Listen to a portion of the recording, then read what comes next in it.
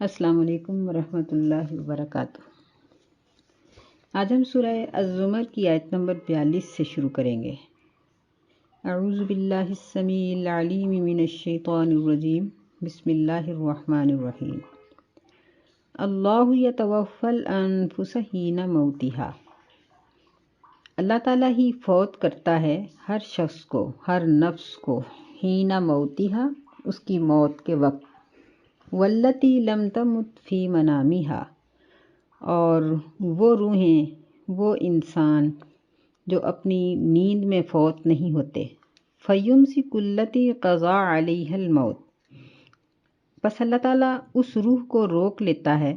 جس پر موت کا فیصلہ کیا گیا ہو، ویرسل الاخری، اور دوسری روح کو بھیج دیتا ہے، الی اجل مسمى، مقررہ مدت تک، ان فی ذلک لآیات لقوم یتفکرون، بے شک اس میں ضرور نشانیاں ہیں غور و فکر کرنے والی قوم کے لیے۔ اس سے پچھلی آیات میں اللہ تعالیٰ نے اپنی قدرتوں کا ذکر کیا ہے کہ اللہ ارض و سماوات کا خالق ہے اور وہی تکلیفوں کو کھولتا ہے، وہی انسان پر رحمت نازل کرتا ہے، اگر وہ اپنی رحمت روک لے تو کوئی جاری نہیں کر سکتا، اور اگر وہ جاری کر دے تو کوئی روک نہیں سکتا۔ تو اللہ تعالیٰ کی قدرتوں کے ذکر کے سلسلے میں ایک بہت بڑی قدرت انسان کی روح ہے، اور ہر جاندار کی روح ہے، کہ انسانوں کی روحیں ہوں یا کسی بھی جاندار کی روح ہو۔ اس کی موت دو طرح کی ہے، ایک ہے دائمی موت اور ایک ہے عارضی موت۔ عارضی موت وہ ہے جس کو ہم نیند بھی کہتے ہیں، اور دائمی موت وہ ہے جس کے بعد انسان اس دنیا میں دوبارہ زندہ نہیں ہوتا۔ تو یہ موت کیا چیز ہے، اس کو سمجھنے کے لیے پہلے یہ سمجھنا پڑے گا کہ روح کیا چیز ہے، کہ جو کبھی زندہ ہوتی ہے یا کبھی فوت ہو جاتی ہے۔ تو روح کے بارے میں اللہ تعالیٰ نے سورہ الکہف میں فرمایا کہ وَيَسْأَلُونَكَ عَنِ الرُّوحِ قُلِ الرُّوحُ مِنْ أَمْرِ رَبِّي، کہ یہ سوال کرتے ہیں کہ روح کیا چیز ہے، تو ان کو کہہ دو کہ روح تو میرے رب کا حکم ہے۔ یعنی یہ صرف اللہ کا حکم ہی ہم سمجھ سکتے ہیں۔ اور پھر آخر میں فرمایا کہ وَمَا أُوتِيتُم مِّنَ الْعِلْمِ إِلَّا قَلِيلًا، کہ تم جو کچھ بھی علم سکھائے گئے ہو بہت ہی تھوڑا ہے، سارا علم تمہارے پاس نہیں ہے، اس لیے تم روح کی حقیقت کو نہیں سمجھ سکتے۔ تو یہی وجہ ہے کہ ہم نیند کی حقیقت کو بھی نہیں سمجھ سکتے کہ نیند کیا چیز ہے۔ البتہ یہ چیز ضرور ہے کہ انسان کی ایک عارضی موت ہوتی ہے جس کو ہم نیند کہتے ہیں، کہ اس میں انسان کا اپنی روح کے ساتھ اس طرح تعلق رہتا ہے کہ وہ بعد میں اٹھ جاتا ہے، لیکن وہ اپنے ماحول سے بے خبر ہو جاتا ہے،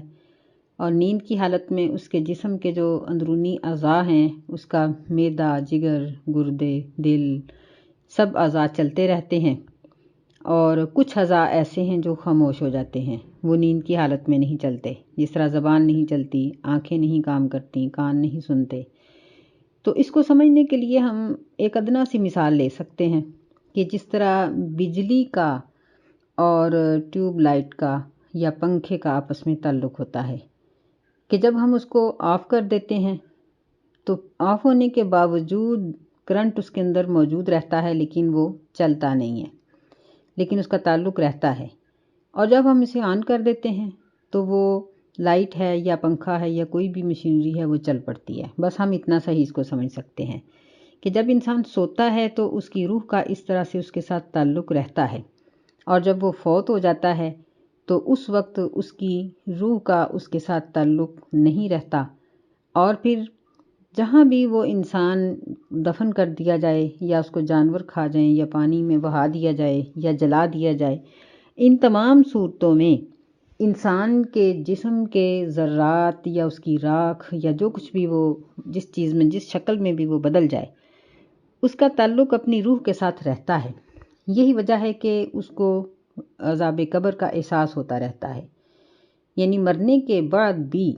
انسان کی روح جسم سے بالکل کٹ نہیں جاتی، بلکہ اس کا لنک رہتا ہے۔ یہی وجہ ہے کہ اس کو عذاب قبر کی وعید سنائی گئی ہے، اور اگر وہ نیک ہے تو اس کو قبر کی جزا کی اس کے نوید سنائی گئی ہے، بشارت سنائی گئی ہے۔ اور یہ کام خالصتاً اللہ کے ہاتھ میں ہے کہ وہ چاہے تو سوتے ہوئے کو ہمیشہ کے لیے فوت کر دے، چاہے تو اٹھا دے، وہ چاہے تو مرنے والوں کو بھی اٹھا دے، جس طرح کئی مردوں کے زندہ ہونے کا ذکر قرآن مجید میں موجود ہے۔ تو فرمایا کہ اس میں غور و فکر کرنے والی قوم کے لیے نشانی ہے کہ اتنی ترقی کے باوجود، جدت کے باوجود ابھی تک انسان کی روح یا کسی جاندار کی روح پر قابو پانا تو دور کی بات ہے، اس کو سمجھ بھی نہیں سکا۔ ام اتخذوا من دون اللہ شفعاء، یعنی اللہ کی ان ساری قدرتوں کو سمجھنے کے باوجود پھر بھی ان کی حالت یہ ہے کہ یہ شرک کرتے ہیں۔ ام اتخذوا، کیا انہوں نے پکڑے ہیں اللہ تعالیٰ کے سوا دوسرے سفارشی، شفاعت کرنے والے؟ قل اولو کانوا لا یملکون شیئا ولا یعقلون، کہہ دیجئے کہ اگرچہ وہ کسی چیز کے بھی مالک نہ ہوں اور کچھ بھی عقل نہ رکھتے ہوں، یعنی پھر بھی تم ان کو اپنا شفیع بنا لو گے، تم یہ سمجھتے ہو کہ یہ ہمارے سفارشی ہیں۔ اور دنیا میں اس طرح کے لوگ دعویٰ کرتے ہیں کیونکہ انہوں نے پیسہ کھانا ہوتا ہے، وہ اپنے مریدوں کو کہتے ہیں کہ تم نمازیں نہ پڑھو اور ہمیں ہفتے کے اتنے پیسے دے دو۔ عیسائیوں کا بھی یہی حال ہے، یہودیوں کا بھی یہی حال ہے کہ ان کے جو علماء ہیں وہ ان سے منتھلی وصول کرتے ہیں کہ اتنے اتنے ہمیں دے دو اور تمہیں نماز پڑھنے کی، روزہ رکھنے کی، شریعت پر عمل کرنے کی ضرورت نہیں ہے، من مانی کرو، جو مرضی ہے کرو، ہم تم لوگوں کو بچا لیں گے۔ فرمایا کہ یہ تو اپنی زندگی موت پر بھی اختیار نہیں رکھتے، جب ان کی اپنی موت آتی ہے تو اپنے آپ کو نہیں بچا سکتے۔ تو موت یہ انسان کا سب سے بڑا نقصان ہے اور سب سے بری لگنے والی چیز ہے۔ موت ایک ایسی چیز ہے کہ مومن کو بھی یہ پسند نہیں ہے۔ اللہ تعالیٰ فرماتے ہیں کہ یہ ایک ایسی یعنی مکروہ چیز ہے، لیکن اس کے بغیر گزارا نہیں، کیونکہ انسان میری طرف آنے کے لیے اس کو موت کے دروازے سے گزرنا ہی پڑے گا، ورنہ میں اپنے بندوں کو موت سے دوچار نہ کروں۔ تو مطلب یہ ہے کہ موت مومن کو بھی پسند نہیں ہے۔ تو یہ لوگ تو مرنا چاہتے ہی نہیں، تو جب اپنے آپ کو یہ نہیں بچا سکتے تو کسی دوسرے کی سفارش کیا کریں گے؟ قل للہ الشفاعۃ جمیعا، کہہ دیجیے کہ تمام قسم کی سفارش صرف اللہ ہی کے اختیار میں ہے، یعنی اللہ تعالیٰ جس کو چاہے گا، جس کے لیے چاہے گا سفارش کی اجازت دے گا اور اس کی سفارش کو قبول کرے گا۔ اور وہ کہاں چاہے گا؟ جہاں سفارش حق ہوگی، جہاں باطل ہوگی وہاں وہ سفارش نہ کرے گا اور نہ ہی کسی کو کرنے کی اجازت دے گا۔ یعنی خود بھی اللہ تعالیٰ کوئی بھی انسان اپنے طور پر بھی سفارش نہیں کر سکے گا اور نہ ہی اس کو اللہ تعالیٰ سفارش کرنے کی اجازت دے گا، کیونکہ ہم دنیا کے امتحانات میں دیکھتے ہیں کہ اگر کسی کے کچھ نمبر کم ہیں اور اس کو کچھ رعایتی نمبر دے کر پاس کر دیا جائے تو اس میں شاید اس کے جو ساتھی ہوتے ہیں ان کو غصہ نہیں آئے گا، وہ دیکھیں گے چلو کوئی بات نہیں کہ 1-2 نمبر اس کو مل گیا اور یہ پاس ہو گیا، نکل گیا۔ لیکن اگر ایک اسٹوڈنٹ بالکل 0 ہے تو اس کو اگر پاس کر دیا جائے تو سب کو ہی غصہ لگتا ہے۔ تو اللہ تعالیٰ کے ہاں جو شرط ہے وہ ایمان کی ہے کہ جس میں ایمان ہے، مسلمان ہے، اس کے لیے اگر اس کے نیک اعمال میں کچھ کمی ہو گئی ہے تو اللہ تعالیٰ سفارش کی اجازت دیں گے، انبیاء بھی سفارش کریں گے، اولیاء بھی کریں گے، نیک لوگ بھی کریں گے، اللہ تعالیٰ اپنی رحمت سے بھی بخش دے گا اور ان کی سفارش کو بھی قبول کرے گا۔ لَهُ مُلْكُ السَّمَاوَاتِ وَالْأَرْضِ ثُمَّ إِلَيْهِ تُرْجَعُونَ، اسی کے لیے ہے آسمان اور زمین کی بادشاہت، پھر تم اسی کی طرف لوٹائے جاؤ گے، یعنی اللہ سے بچ کر کہیں اور نہیں جا سکتے۔ وَإِذَا ذُكِرَ الَّذِينَ وَحْدَهُ اشْمَأَزَّتْ قُلُوبُ الَّذِينَ لَا يُؤْمِنُونَ بِالْآخِرَةِ، یہاں اللہ تعالیٰ نے مشرک کی نقشہ کشی کی ہے کہ مشرک کیا چیز ہے۔ فرمایا اور جب ذکر کیا جاتا ہے اللہ کے ایک ہونے کا، وحدہ اس کے ایک ہونے کا، تو نفرت میں پڑ جاتے ہیں ان لوگوں کے دل لا یؤمنون بالآخرہ جو آخرت پر ایمان نہیں لاتے۔ یعنی جب اللہ کے ایک ہونے کا ذکر کیا جاتا ہے تو ان لوگوں کے دل نفرت سے بھر جاتے ہیں۔ اشمئزت کا معنی ہوتا ہے کسی چیز کا تنگ ہو جانا اور تنگی سے بھر جانا، یعنی اتنا تنگ ہو جانا کہ کوئی اور چیز اس میں داخل نہ ہو سکے۔ فرمایا وَإِذَا ذُكِرَ الَّذِينَ مِن دُونِهِ إِذَا هُمْ يَسْتَبْشِرُونَ، اور جب اللہ کے علاوہ دوسروں کا ذکر کیا جاتا ہے تو اس وقت وہ بہت خوش ہوتے ہیں۔ دیکھ لیجئے دنیا کی ہر بری مجلس کی رونق اس آیت کی دلیل ہے کہ جہاں ڈھولک بج رہی ہوگی وہاں کتنا رش ہوگا، اور جہاں قرآن پڑھایا جا رہا ہوتا ہے وہاں کوئی چند خاص لوگ ہی آتے ہیں جن کو اللہ تعالیٰ چن لیتا ہے، دوسرے لوگ نہیں آتے وہاں۔ قل اللہم فاطر السماوات والارض عالم الغیب والشہادہ، اے نبی صلی اللہ علیہ وسلم کہہ دیجئے کہ اے اللہ، اے آسمانوں اور زمین کے پیدا کرنے والے، عالم الغیب والشہادہ، غیب اور حاضر کو جاننے والے، انت تحکم بین عبادک فیما کانوا فیہ یختلفون، تو ہی اپنے بندوں کے درمیان فیصلہ کرے گا جو اس چیز میں جس میں وہ اختلاف کرتے تھے۔ یعنی اے اللہ، اے غیب اور حاضر کو جاننے والے، تیرے سوا کوئی بندوں کے درمیان فیصلہ نہیں کر سکتا۔ حقیقت ہے کہ بعض لوگ ایسے ہم دیکھتے ہیں، ہماری نظر میں وہ عام سے لوگ ہوتے ہیں لیکن وہ بڑے عبادت گزار ہوتے ہیں، اور بعض لوگوں کو ہم بڑا عبادت گزار سمجھتے ہیں لیکن ان کے قریب ہو کر دیکھا جائے تو ان میں بے شمار خامیاں ہوتی ہیں، بہت سی خرابیاں ہوتی ہیں۔ تو بندے کی حقیقت صرف اللہ ہی جانتا ہے، اور اللہ ہی ہے جو قیامت کے دن اپنے بندوں کے درمیان فیصلہ کرے گا، اور جو جنت کے حقدار ہوں گے ان کو جنت دے گا، اور جو سزا کے حقدار ہوں گے ان کو سزا دے گا۔ اللہ کے سوا کوئی بھی ایسا نہیں کر سکتا کیونکہ وہی عالم الغیب ہے۔ وَلَوْ أَنَّ لِلَّذِينَ ظَلَمُوا مَا فِي الْأَرْضِ جَمِيعًا وَمِثْلَهُ مَعَهُ لَافْتَدَوْا بِهِ، اور اگر بے شک ظلم کرنے والے لوگوں کو مل جائے، ان کے لیے ان کو حاصل ہو جائے جو کچھ بھی زمین میں ہے سب کا سب، وَمِثْلَهُ مَعَهُ اور اتنا ہی اور، لَافْتَدَوْا بِهِ مِن سُوءِ الْعَذَابِ يَوْمَ الْقِيَامَةِ، ضرور وہ اس کو بدلے میں دے ڈالیں قیامت کے دن کے برے عذاب سے بچنے کے لیے۔ یعنی دنیا میں تو لوگ اللہ کی راہ میں بڑا سوچ سمجھ کے تھوڑا بہت دیتے ہیں، اور وہ بھی جو مسلمان ہیں۔ کافر تو ساری دولت کو سمیٹ کے ہی رکھتا ہے، لیکن ان گنہگاروں کا قیامت کے دن یہ حال ہوگا کہ اگر ان کو ساری زمین کا سونا چاندی اور ساری دولت مل جائے اور اتنی ہی اور مل جائے تو وہ دے کر چھوٹ جائیں، لیکن ان کے پاس کچھ بھی نہیں ہوگا۔ وَبَدَا لَهُم مِّنَ اللَّهِ مَا لَمْ يَكُونُوا يَحْتَسِبُونَ،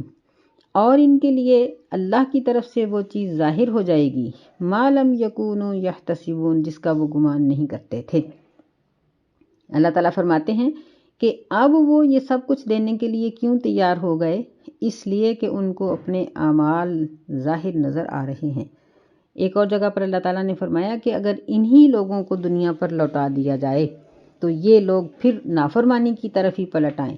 یہ صرف اس لیے منت و سماجت کر رہے ہیں کہ اب یہ پکڑے گئے ہیں، اور یہ چھوٹ کر پھر یہ وہی کچھ کریں گے جو کچھ دنیا سے کرتے ہوئے آئے ہیں۔ وَبَدَا لَهُمْ سَيِّئَاتُ مَا كَسَبُوا وَحَاقَ بِهِم مَّا كَانُوا بِهِ يَسْتَهْزِئُونَ، اور ظاہر ہو جائیں گی ان کے لیے برائیاں جو انہوں نے عمل کمائے تھے، وَحَاقَ بِهِم، اور ان کو گھیر لے گا وہی عذاب جس کا وہ مذاق اڑاتے تھے۔ یعنی قیامت کا حساب و کتاب، قیامت کا عذاب، ان چیزوں میں یہ گھر جائیں گے اور اپنے گناہوں کا وبال ان کو نظر آ رہا ہوگا۔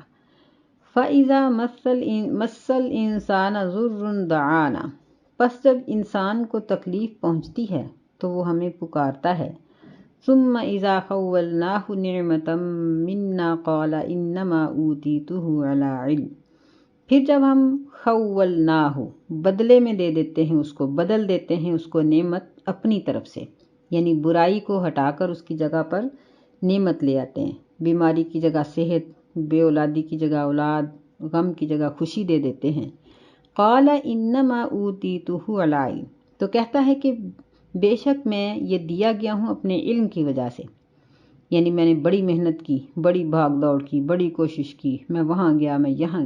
اللہ تعالیٰ کا نام ہی نکال دیتا ہے، اللہ کی رحمت اور قدرت کو پھر یاد ہی نہیں کرتا، اپنے فرائض کو ادا ہی نہیں کرتا، اپنے حقوق کو دیکھتا ہی نہیں۔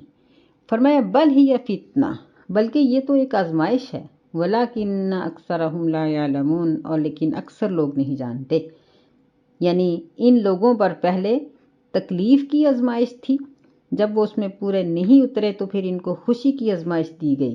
لیکن جب اس میں بھی پورے نہیں اتریں گے، یعنی خوشی پہلے تکلیف میں انہوں نے اللہ کو یاد نہیں کیا، پھر خوشی میں انہوں نے اللہ تعالیٰ کا شکر نہیں کیا اور اللہ تعالیٰ کے جو فرائض تھے ان کو ادا نہیں کیا، حقوق کو ادا نہیں کیا، تو پھر ان کا یعنی سمجھیں کہ یہ لوگ اپنے امتحان میں فیل ہو گئے۔ قَدْ قَالَهَا الَّذِينَ مِن قَبْلِهِمْ، تحقیق یہی بات کہی ان لوگوں نے جو ان سے پہلے تھے۔ فَمَا أَغْنَى عَنْهُمْ مَا كَانُوا يَكْسِبُونَ،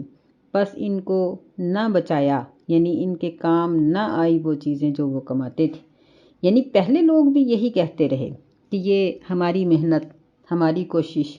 ہم نے یہ کمایا، ہم نے یہ بنایا، اللہ تعالیٰ کا بالکل ذکر ہی نہیں کرتے، اس کی رحمت، اس کی نعمت سمجھتے ہی نہیں۔ تو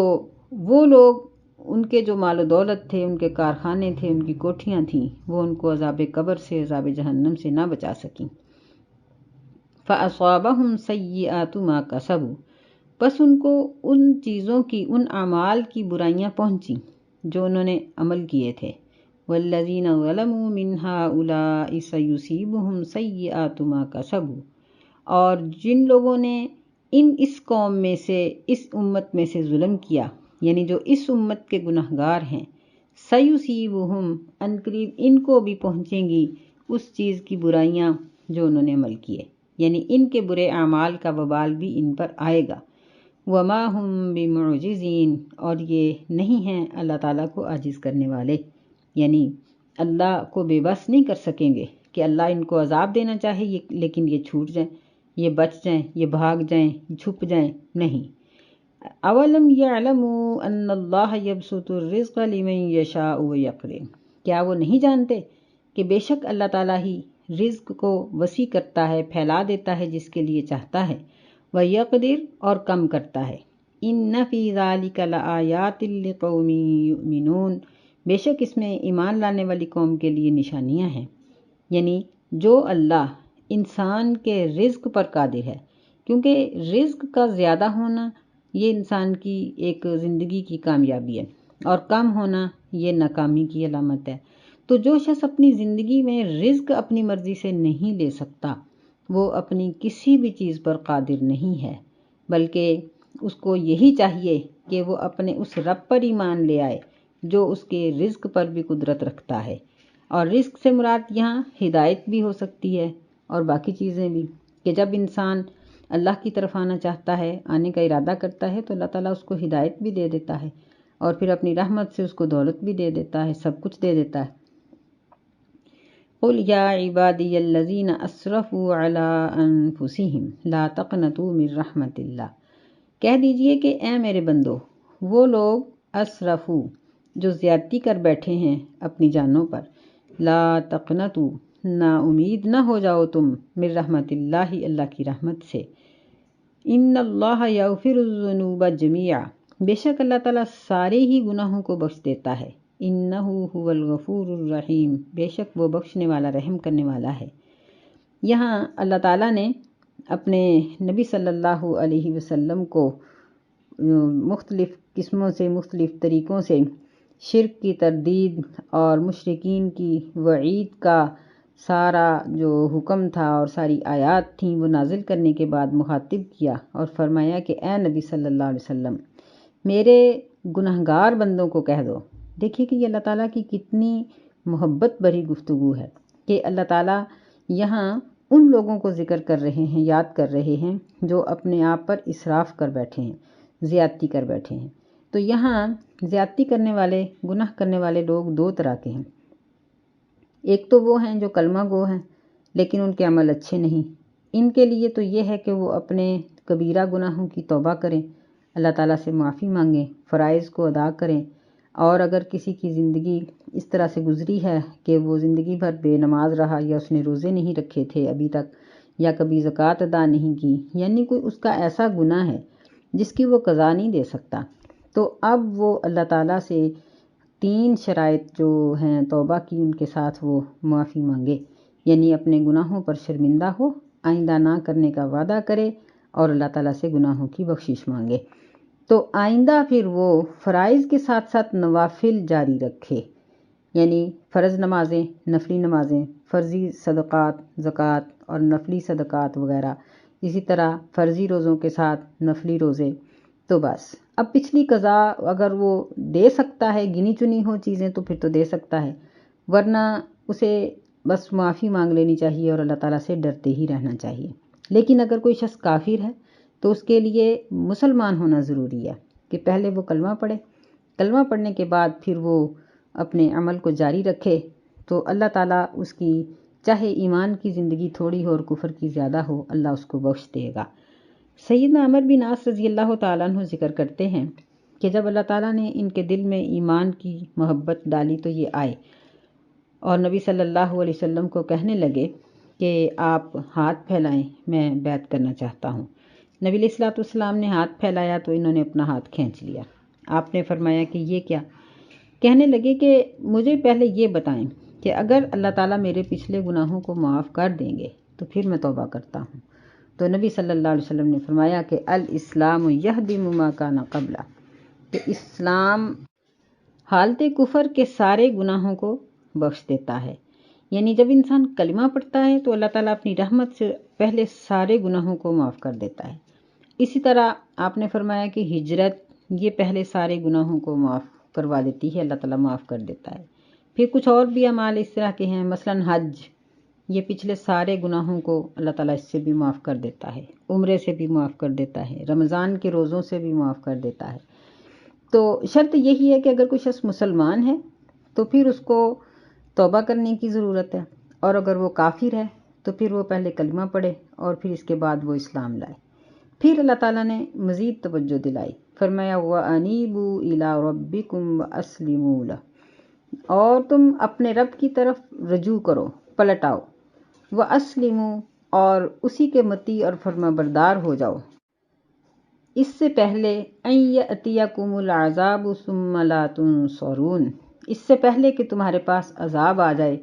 پھر تمہاری مدد نہیں کی جائے گی۔ یعنی اگر اللہ کا عذاب آ جائے، نبی صلی اللہ علیہ وسلم نے فرمایا کہ عذاب کے آنے سے پہلے اور موت کی حالت کے طاری ہو جانے سے پہلے، سورج کے مغرب کی طرف سے نکلنے سے پہلے توبہ کر لی جائے تو اللہ تعالیٰ توبہ کو قبول کرتا ہے۔ لیکن اگر کوئی شخص موت کے فرشتوں کو دیکھ کر توبہ کرے تو اس وقت تو فرعون نے بھی کی تھی، وہ توبہ قبول نہیں ہوتی۔ اب وقت ہے کہ ہم اپنے پچھلے گناہوں کی معافی مانگیں اور اللہ تعالیٰ کی طرف رجوع کریں۔ فرمایا وَاتَّبِعُوا أَحْسَنَ مَا أُنزِلَ إِلَيْكُم مِّن رَّبِّكُمْ،